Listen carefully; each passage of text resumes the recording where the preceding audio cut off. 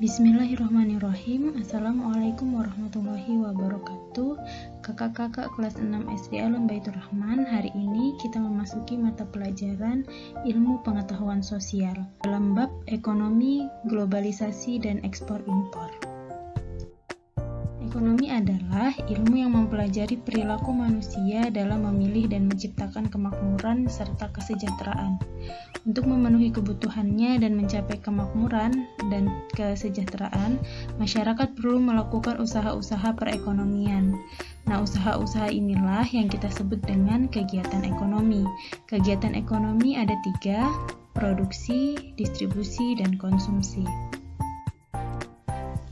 Jenis-jenis usaha perekonomian masyarakat dapat kita bedakan menjadi 6 macam. Yang pertama adalah usaha agraris. Usaha agraris adalah kegiatan produksi yang menggunakan lahan sebagai faktor produksi utamanya.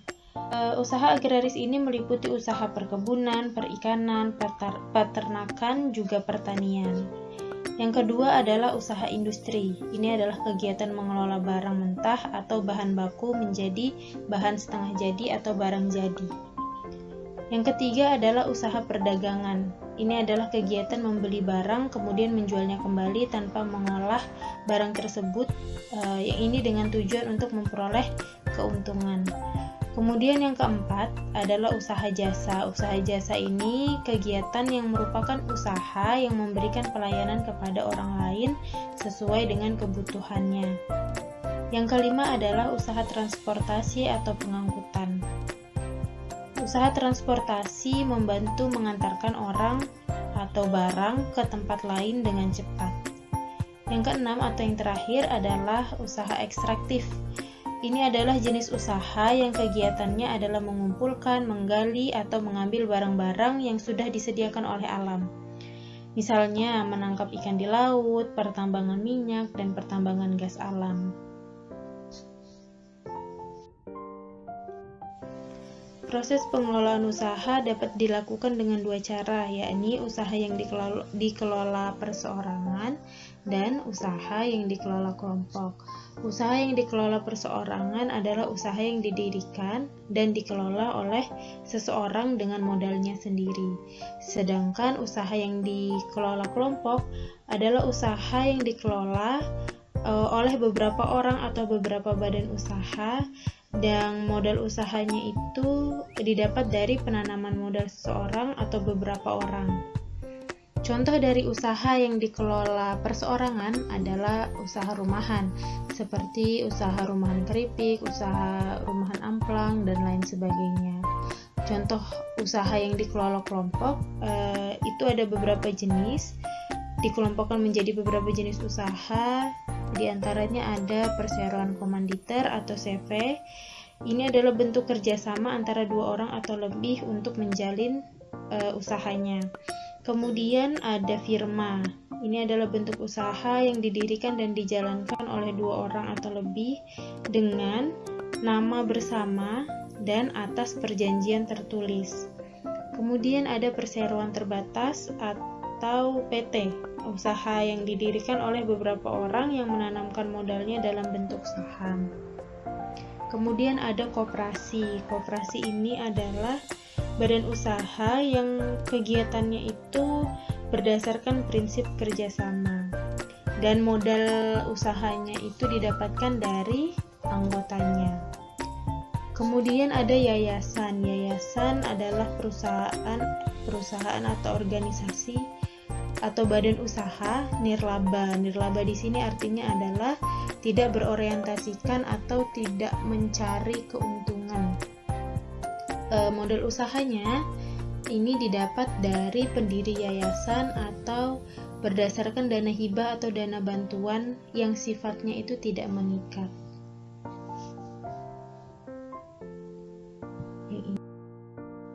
Jenis-jenis badan usaha ada 3, yaitu badan usaha milik negara atau BUMN, kemudian badan usaha milik daerah atau BUMD, badan usaha milik swasta atau BUMS.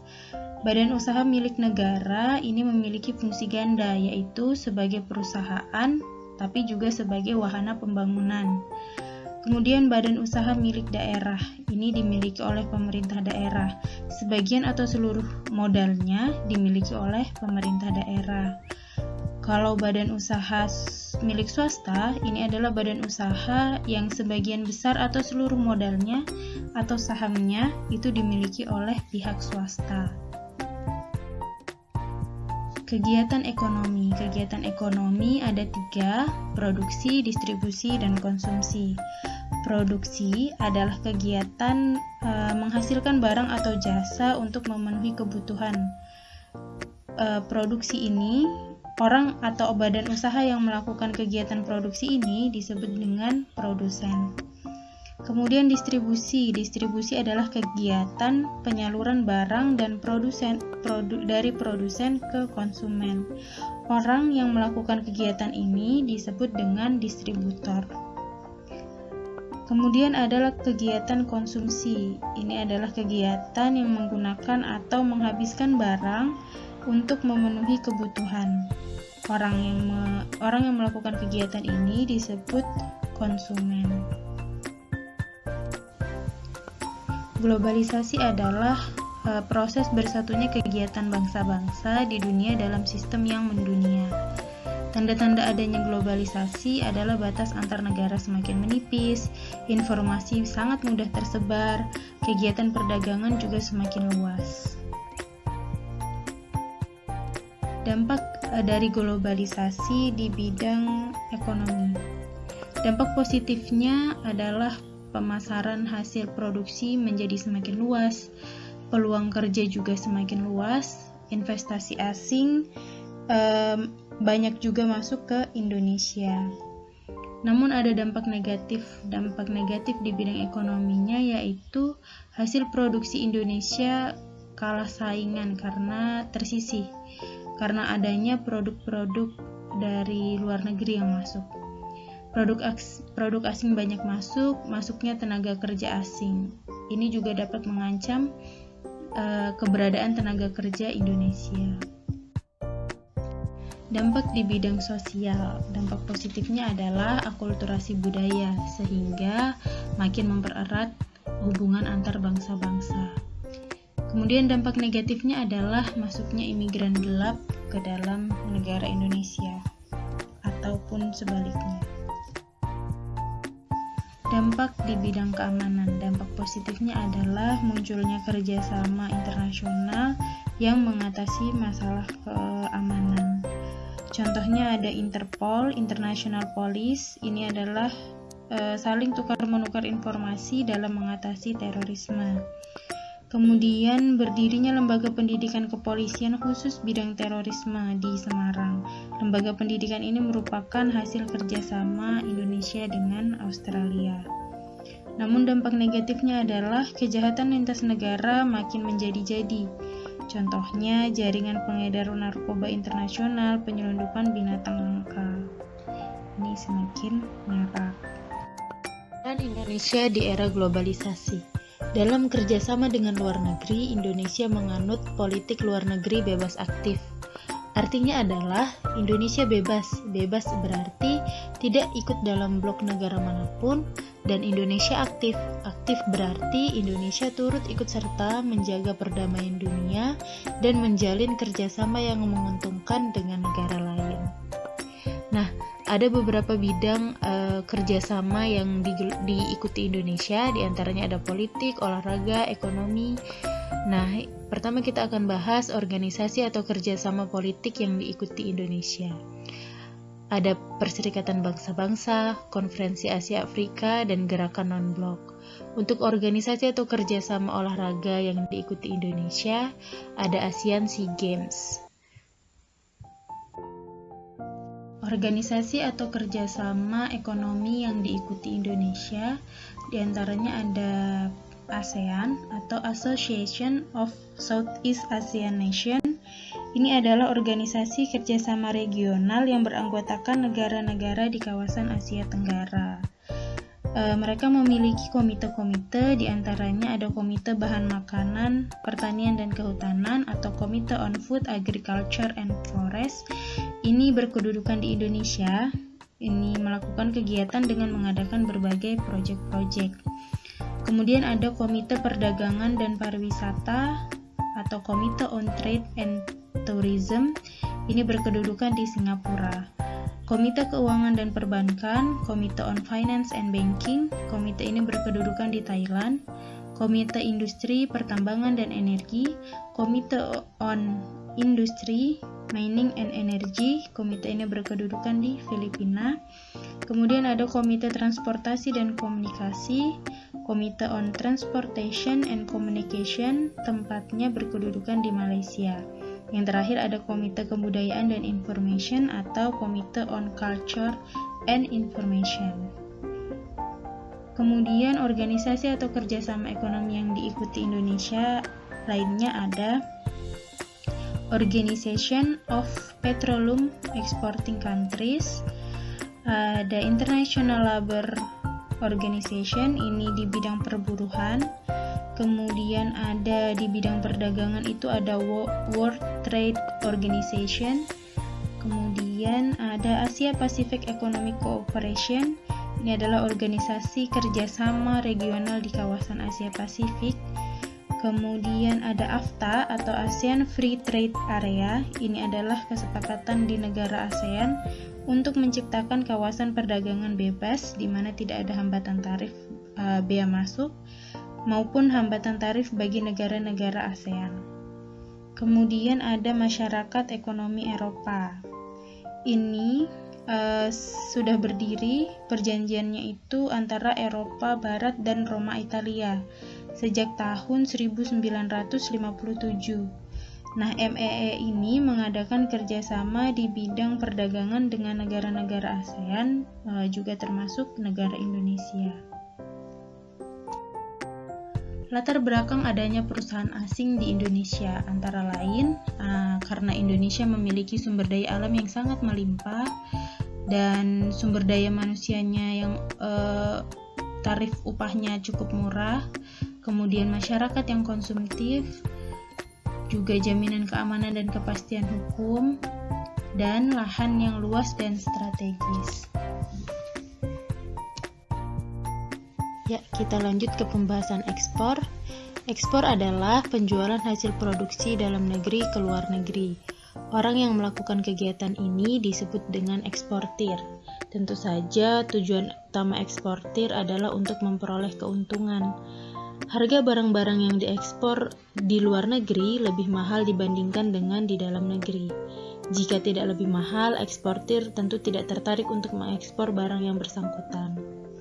Dengan adanya ekspor, pemerintah memperoleh pendapatan berupa devisa. Bukan pemerintah ya, tetapi negara. Negara memperoleh pendapatan berupa devisa. Semakin banyak ekspor, maka semakin besar devisa yang diperoleh oleh negara. Izin untuk melaksanakan ekspor ini diterbitkan dalam bentuk APE atau Angka Pengenal Ekspor. Nah, barang-barang yang diekspor itu ada dibagi menjadi dua, yaitu ada minyak bumi dan gas alam atau migas dan non-migas. Barang-barang yang termasuk migas ada diantaranya ada minyak tanah, bensin, solar, dan LPG. Adapun barang-barang yang termasuk non-migas antara lain adalah hasil pertanian dan perkebunan, contohnya karet, kopi, kemudian hasil laut, contohnya ada ikan dan kerang. Hasil industri, ada kayu lapis, konveksi, minyak kelapa sawit, mebel, bahan-bahan kimia, pupuk, kertas, dan lain-lain. Hasil tambang non-migas, ada biji nikel, biji tembaga, dan batu bara. Faktor yang dapat mempengaruhi perkembangan ekspor adalah kebijakan pemerintah di bidang perdagangan luar negeri, kemudian keadaan pasar, dan kelincahan eksportir dalam memanfaatkan peluang pasar. Untuk mengembangkan ekspor, pemerintah dapat menerapkan kebijakan-kebijakan seperti menambah macam barang ekspor, memberi fasilitas kepada produsen barang ekspor, mengendalikan harga produk ekspor, menciptakan iklim usaha yang kondusif, menjaga kestabilan kurs valuta asing, pembuatan perjanjian dagang internasional, peningkatan promosi dagang di luar negeri, dan penyuluhan kepada pelaku ekonomi. Impor adalah kegiatan membeli barang dari luar negeri untuk dikonsumsi atau dijual lagi di dalam negeri. Orang yang melakukan kegiatan tersebut kita sebut dengan importir. Manfaat dari impor adalah memperoleh barang atau jasa yang negara kita tidak produksi, teknologi modern, dan bahan baku yang mungkin saja lebih murah. Mengapa bisa lebih murah? Ada faktor-faktor yang bisa mempengaruhi kenapa harga bahan baku dari impor itu bisa lebih murah. Negara penghasil diantaranya adalah negara penghasil mempunyai sumber daya alam yang lebih banyak. Negara penghasil bisa memproduksi barang dengan biaya yang lebih murah, atau bisa juga karena negara penghasil bisa memproduksi barang dengan jumlah yang lebih banyak. Untuk melindungi produsen dari dalam negeri, pemerintah mengadakan pembatasan barang impor. Pembatasan barang impor ini juga mempunyai dampak positif, juga dampak negatif. Dampak positifnya adalah menumbuhkan cinta terhadap produk dalam negeri bagi masyarakat Indonesia, mengurangi keluarnya devisa yang keluar negeri, kemudian mengurangi ketergantungan barang impor bagi masyarakat Indonesia sendiri, dan memperkuat posisi neraca pembayaran. Kemudian dampak negatif adanya pembatasan impor adalah perdagangan luar negeri menjadi lesu. Mengapa? Karena aksi saling balas-membalas pembatasan kuota impor itu sendiri. Nah, ini bisa berdampak pada terganggunya pertumbuhan perekonomian negara-negara yang bersangkutan. Yang kedua adalah produsen dalam negeri menjadi kurang produktif karena kurang adanya tantangan. Jadi karena tidak adanya persaingan, produsen dalam negeri ini menjadi kurang produktif dan kurang kreatif. Baik, itu tadi sedikit penjelasan dari Bu Kresti mengenai ekonomi, globalisasi, dan ekspor impor. Apabila ada yang ditanyakan, silahkan kakak-kakak hubungin Bu Kresti melalui WhatsApp atau room chat di ruang kelas.